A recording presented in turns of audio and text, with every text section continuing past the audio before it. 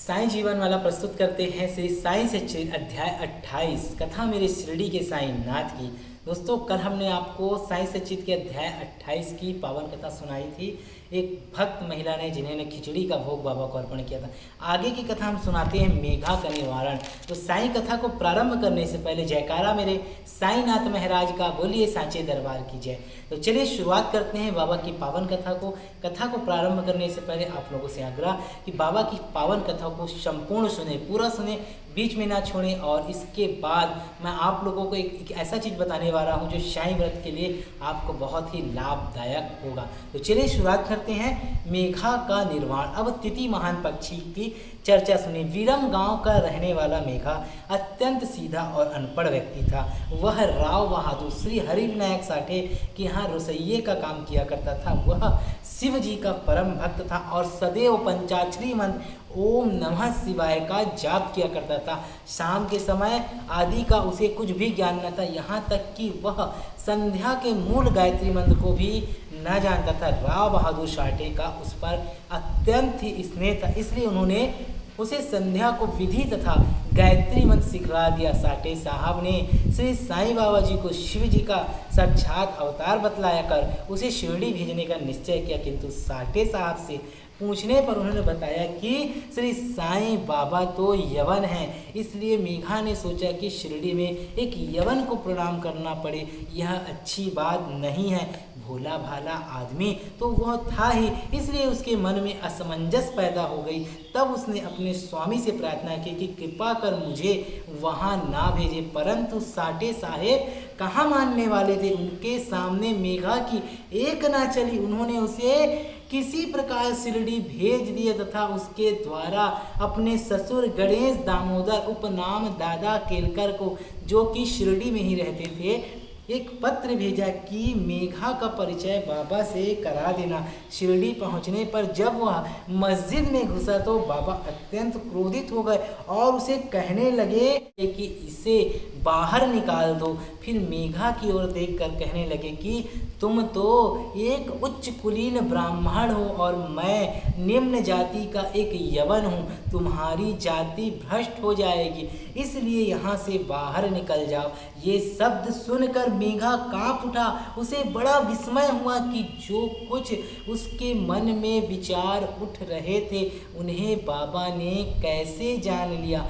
किसी प्रकार वह कुछ दिन वहाँ ठहरा और अपनी इच्छा अनुसार सेवा भी करता रहा, परंतु उसकी इच्छा तृप्त नहीं हुई। फिर वह घर लौट आया और वहाँ से नासिक को चला गया।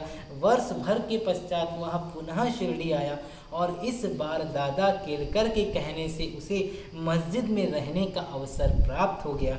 साईं बाबा मौखिक उपदेश द्वारा मेघा की उन्नति करने के बदले उसका आंतरिक सुधार कर रहे थे। उसकी स्थिति में पर्याप्त परिवर्तन होकर यथेष्ट प्रगति हो चुकी थी और अब तो वह श्री साईं बाबा को शिव जी का ही साक्षात अवतार समझने लगा था और शिव पूजन में बिल्व पत्रों की जैसे आवश्यकता होती है, इसलिए अपने शिव जी का पूजन करने हेतु बिल्व पत्र की खोज में वह मीलों तक जाया करता था। और प्रतिदिन उसका ऐसा नियम था कि गांव में जितने भी देवालय थे प्रथम वहां जाकर उनका पूजन करना और इसके पश्चात ही बाबा की द्वारका माई में आकर साईं बाबा को प्रणाम करता था और कुछ देर चरण सेवा करने के पश्चात ही चरणामृत करता था। एक बार ऐसा हुआ कि खंडोबा के मंदिर का द्वार बंद था, इस कारण वह बिना पूजन किए ही वहाँ से लौट आया और जब वह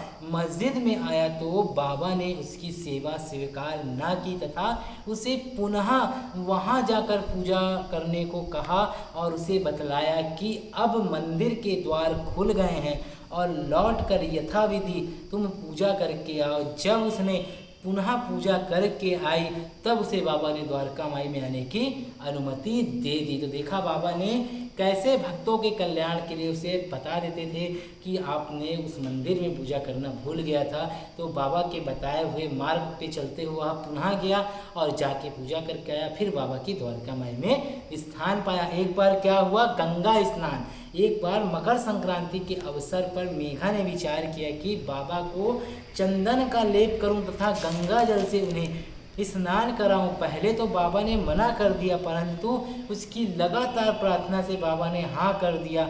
गोदावरी नदी का पवित्र जल लाने के लिए मेघा को 8 कोस का चक्कर लगाना पड़ा और वह जल लेकर लौट आया और दोपहर तक संपूर्ण व्यवस्था कर ली। तब उसने बाबा को तैयार होने की सूचना दी। बाबा ने पुनः मेघा से अनुरोध किया कि मुझे इस झंझट से दूर ही रहने दो, मैं तो एक फकीर हूँ, मुझे गंगा जल से क्या प्रयोजन। परंतु मेघा कुछ सुनता ही ना था। मेघा की तो दृढ़ धारणा की थी, शिव जी गंगा जल से अधिक प्रसन्न होते हैं, इसलिए ऐसे शुभ पर्व पर अपने शिव जी को गंगा जी का स्नान कराना हमारा परम कर्तव्य है। अब तो बाबा को सहमत होना ही पड़ा और नीचे उतरकर वे एक पीढ़े पर बैठ गए तथा अपना मस्तक आगे करते हुए कहने लगे कि अरे मेघा, कम से कम इतनी कृपा तो करना कि केवल मेरे सिर पर ही पानी डालना। सिर शरीर का प्रधान अंग है और उस पर पानी डालना ही पूरे शरीर पर पानी डालने के सदृश है। मेघा ने अच्छा अच्छा कहते हुए बर्तन उठाकर सिर पर पानी डालना प्रारंभ किया। ऐसे करने से उसे इतनी अति प्रसन्नता हुई कि उसने उच्च स्वर में हर हर गंगे कहते हुए समूचे बर्तन का पानी बाबा के संपूर्ण शरीर पर उड़ेल दिया और फिर पानी का बर्तन को रख कर एक ओर रखकर वह बाबा की ओर निहारने लगा। उसने देखा कि बाबा का तो केवल सिर ही भीगा है और शेष भाग ज्यों का त्यों ही बिल्कुल सूखा ही है। यह देखकर उसे महान आश्चर्य हुआ। तो आप भी बाबा को विशेष पर्व के उपलक्ष्य पर गंगा जल, दूध, दही, शहद से अभिषेक जरूर कराएं।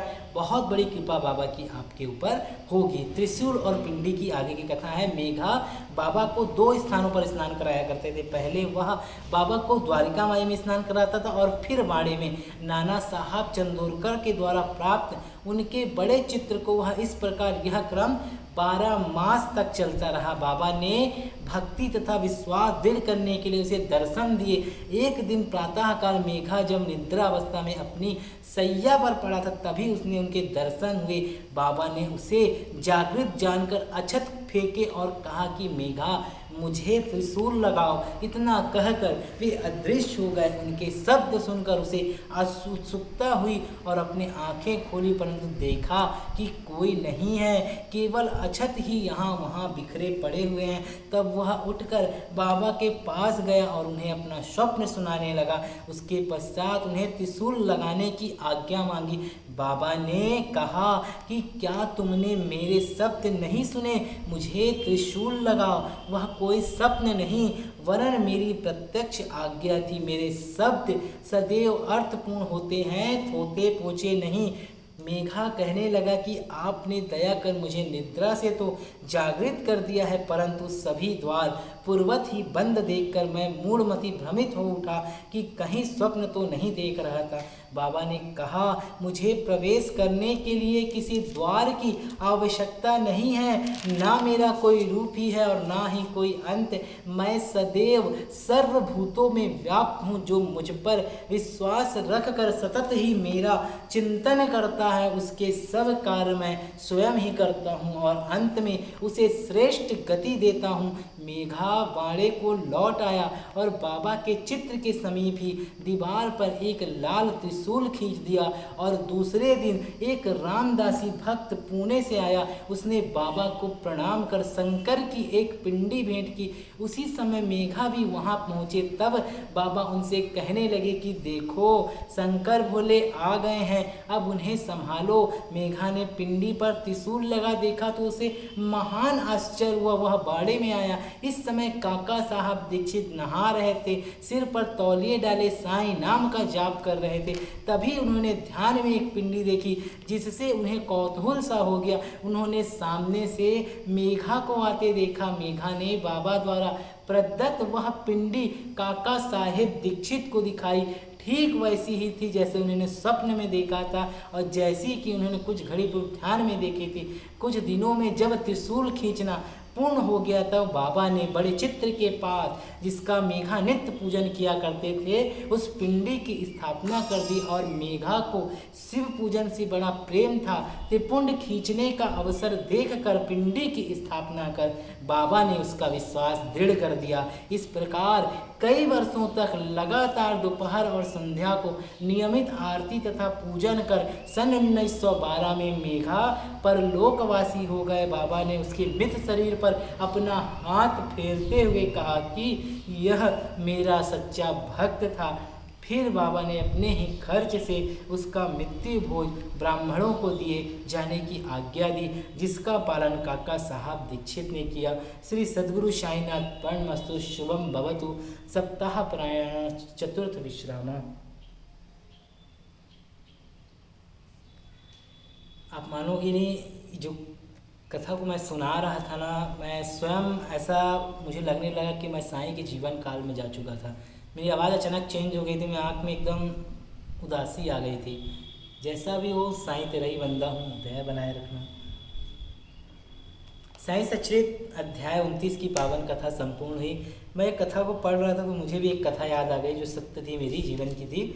आप लोगों को बता देता हूँ, ज़्यादा समय नहीं लूँगा। जैसे बाबा ने देखा कि एक भक्त जो त्रिशूल पिंडी का दान, पिंडी जो पाया था उसको लेके आ रहा था मेघा, तो काका साहब ने थोड़ा देर पहले ध्यान में देखा। उसी तरह मेरे साथ हुआ कि आज से 8 साल पुरानी घटना है।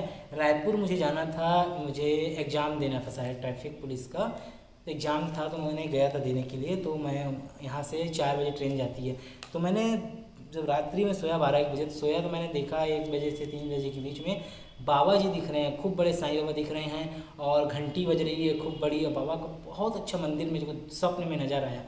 मैं सवेरे उठे, पापा को बोला बाबा मुझे साईं बाबा दिखे, बहुत बड़े मंदिर दिखा, मैं समझ में नहीं आया कहाँ का क्या, जैसा भी हो। फिर मैं ट्रेन में बैठ गया, रायपुर जाने के लिए गया। तो वहाँ मैंने एग्ज़ाम देने का समय बचा, मतलब क्या किया जाए। तो फिर मैं पूछा यहाँ कोई मंदिर है क्या साईं बाबा का, मैंने पूछा।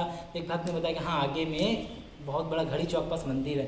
मैं गया, मैंने जैसे ही सीढ़ी पे कदम रखा, मैंने देखा तो मेरे आंखों से आंसू बहने लगे कि जिसका दर्शन मैंने रात में किया था, जैसे बाबा दिखे थे, जैसी घंटियाँ देखी थी, सेम टू सेम बाबा के वैसे दर्शन मुझे हुआ था। फिर मुझे एहसास हुआ कि बाबा मुझे यहाँ बुलाना चाह रहे थे, इसीलिए बाबा ने मुझे अपना एहसास कराया। तो जो मुझे अच्छा लगा और बहुत ही आनंद आया वहाँ मुझे। मैं वहाँ आधा घंटा तक बैठा, बाबा की पूजा पाठ की और फिर वहाँ से अपने स्थान घर के लिए निकल पड़ा।